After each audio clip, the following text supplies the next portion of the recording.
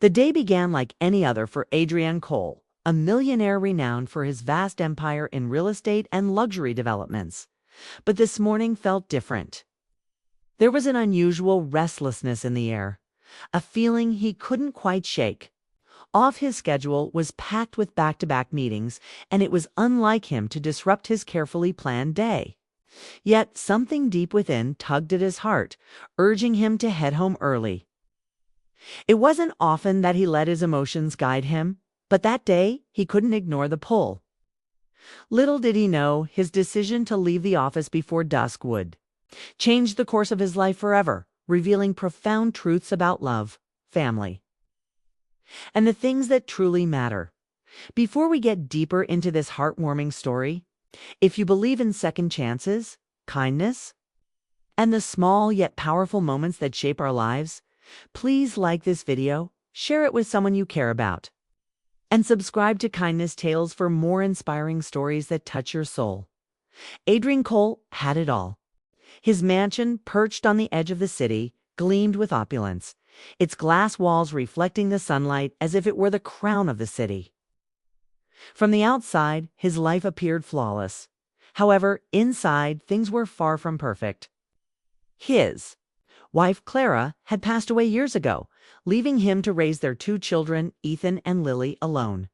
Despite his wealth and success, he found himself unable to provide what they truly needed: his presence.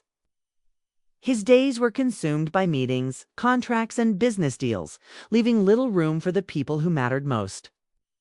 His children were growing up in the shadow of his success, while the house that should have been a home had become a palace of solitude. Echoing with silence, the maid, Rosa, had been with the family for nearly 3 years. In her late 20s, soft-spoken and often overlooked, she was a quiet presence in the household. To Adrian, she was just the maid, someone who cleaned the house and made sure everything ran smoothly. But to Ethan and Lily, she was much more. She was a listening ear, a source of comfort, and a surrogate mother who filled the void left by their real mother's passing. Rosa carried her own heartache. A single mother, she had lost her child in a tragic accident years ago. While she rarely spoke of her grief, the pain was evident in her eyes. But when she was with Ethan and Lily, a sense of joy seemed to return to her, as though by caring for them, she was healing her own broken heart. That afternoon, as Adrian's car silently pulled into the driveway, the sun hung high in the sky, casting a golden glow on the marble steps of his mansion. He had expected to find the usual quiet inside, the hum of housekeeping in the background. But as he stepped through the door, he was greeted by something entirely different. From the grand dining hall, he heard laughter, real, genuine laughter, something that hadn't filled the air of his home in years. His footsteps slowed, curiosity piqued, and as he approached the dining room, the scene before him brought him to a standstill. There was Rosa, dressed in her emerald green maid's uniform, her hair neatly tied back beneath her cap. She sat at the table with Ethan and Lily, who were practically glowing with happiness. On the table sat a freshly baked chocolate cake, decorated with fruit and cream. Rosa was carefully slicing it, placing generous portions on their plates, while the children clapped their hands in excitement. Ethan had chocolate powder on his blue shirt, and Lily's pink dress had a dollop of cream on it, proof that they had been involved in the baking process. They weren't just eating, they were living, laughing, and making memories. And Rosa wasn't just serving them, she was engaging with them, wiping cream from Lily's cheek, gently tousling Ethan's hair, and showering them with love. Adri stood frozen, his hand over his mouth, eyes welling with tears he didn't expect. It wasn't the cake, the decorations, or the children's playful laughter that moved him. It was the raw, unfiltered love in that room. Rosa, the maid, he hardly noticed, was giving his children something he had failed to offer them for years: sense of belonging, of family. His heart clenched with guilt as he realized how consumed he had been by his work and his quest for wealth, leaving his children yearning for something far more important than material things: his time, and love. Rosa had stepped in, filling the gap he had neglected to notice. With tenderness, patience, and warmth. It was in that moment that Adrian realized that while his mansion was immaculate, his children's hearts had been gathering dust until Rosa's love swept through like a burst of sunshine. He thought back to Clara, his late wife, who had always said that children needed presence, not presents. Adrian had promised her he would always be there for Ethan and Lily, but after Clara's death, he had buried himself in work to avoid his own pain. Now, standing in the doorway, he felt Clara's words echo in his mind. It was as if her spirit was reminding him that love could be found in the simplest of acts.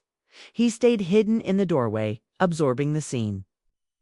Ethan was recounting a funny incident about spilling flour all over the kitchen, while Lily laughed so hard that she could barely breathe. Rosa joined in, her smile radiant and her laughter infectious. It wasn't just the cake, it was love. It was healing. It was everything Adrian had been blind to for so long. Finally, unable to contain his emotions, he stepped into the room. His sudden appearance startled everyone. Ethan and Lily stopped laughing, their curiosity replacing the joy on their faces, while Rosa's smile faltered as she straightened up, wiping her hands on her apron. For a moment, Adrian couldn't speak. His throat tightened, and his vision blurred with tears. But then, with a voice full of sincerity, he simply said, "Thank you." Rosa blinked, unsure of what he meant, but Ethan and Lily rushed to him, throwing their arms around his legs, excitedly explaining what had happened. Adrian knelt down, enveloping them in a hug, tears streaming down his face. It was the first time in years that his children had seen him cry, but instead of fear, they felt the warmth of his love.